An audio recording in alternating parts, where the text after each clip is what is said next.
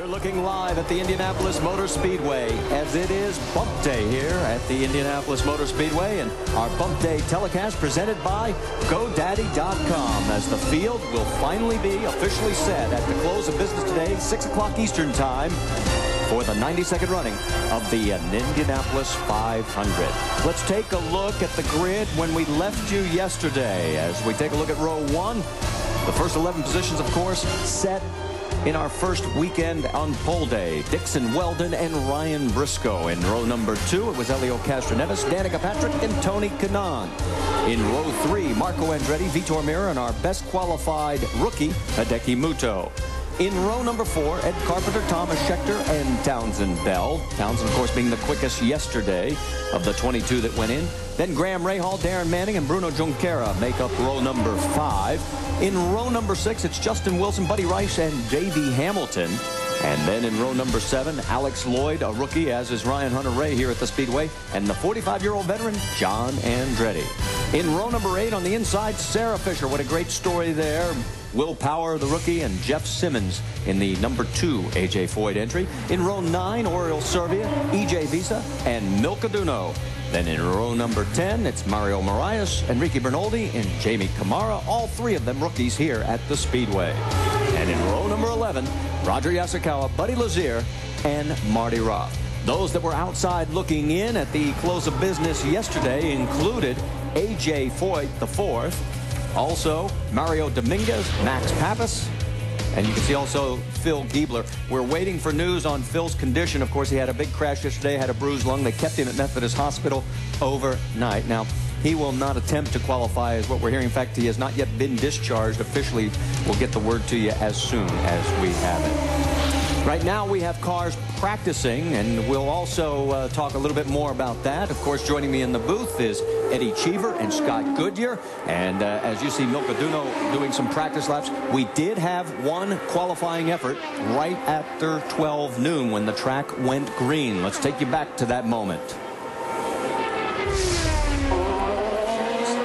So A.J. Foyt IV pulls out of pit lane as the first to attempt a qualification run here on Bump Day, just a little past 12 noon Eastern Time.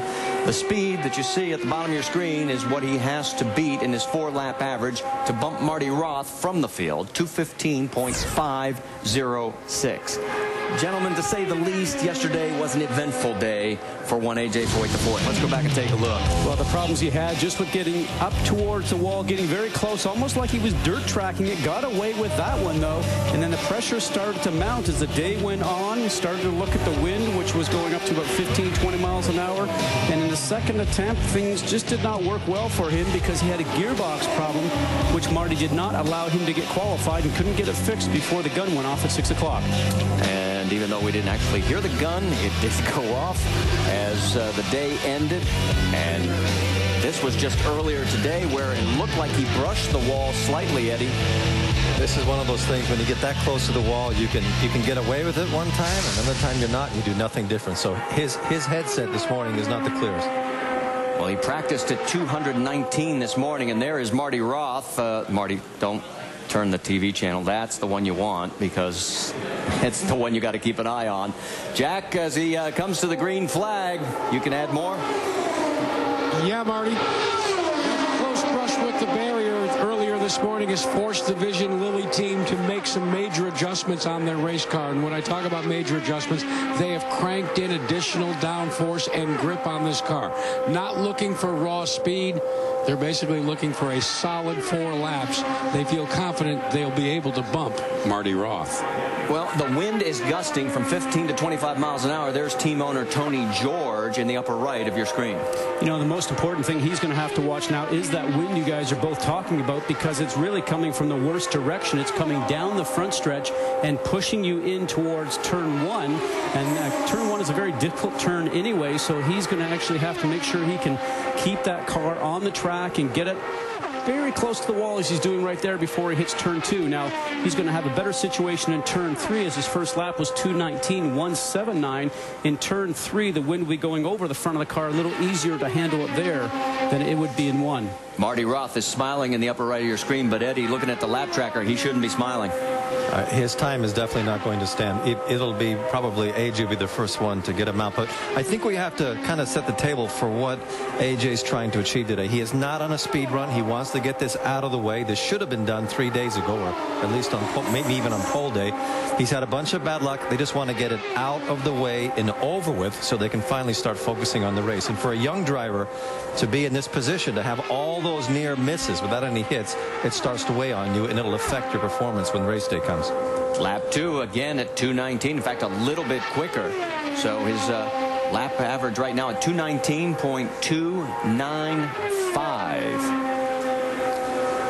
And as Scott said, this is a different day today. The wind is now not pushing you out towards the wall into turn 2. It almost looks like it's pushing you into turn 1, and it's gusty, which is probably the most difficult condition you can have around this racetrack. Across the yard of bricks, here's lap number 3 in the books, 2:19.070. So all he has to do now, guys, literally is stay clean. He's in. And the other thing we have to talk about with wind, as Eddie's mentioning also, is that it really changes on the engine, because you're going to get that tailwind going into turn 1. The engine's going to see a higher RPM as you're going a little faster into the turn, and the car's not going to go as fast going down to 3. So sometimes you end up with a close ratio split between 5th and 6th gears, and it's up to the driver to depend whether or not he wants to just change between those gears as he's making each individual lap. And these engines have a very tight power band, so you can't, if you miss it by 200 revs, you'll lose a lot of time. Here comes the checkered flag as he comes across the yard of bricks. Then the final lap, 2:19.075. So now AJ Foyt IV moves into the 33rd and final position. And now on the bump will be Buddy Lazier at 2:17.9.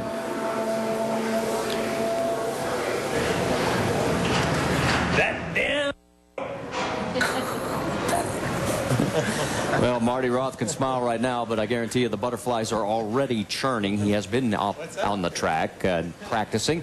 We had a chance to talk to AJ after the qualifying run. Here's Brienne Pettigo. AJ, it was a solid qualifying run for you. How stressful has qualifying for this year's Indy 500 been for you? It's probably been my most stressful yet so far, but that's what Indy's all about, I guess. You know, it's a tough place, and you know, the conditions are tough right now. It's been tough for the last couple of days, so just glad to get 4 laps in, you know, but we're still not for surely in the race yet, so if we have to do more work, you know, it's a conservative car right now. We just want to get 4 laps in and see what happens. You said the conditions are tough. How much is the wind playing a factor? It plays a big factor. You know, I think if you ask any driver, it plays a huge factor on how you approach each corner. So it's been tough, but the guys gave me a solid car to put 4 laps in, so that's what we did. Those 4 laps were consistently in the 2:19 range. How confident are you that that's going to hold up today? I mean, I don't know how confident to be until other cars hit the track, you know. So like I said, it's just a comfortable setup. We're not trimmed out at all. So if we have to, then we can. But I hope it sticks out so I don't have to do it again. I've already done it. This is my 3rd time. Looking forward to 6 o'clock, guys.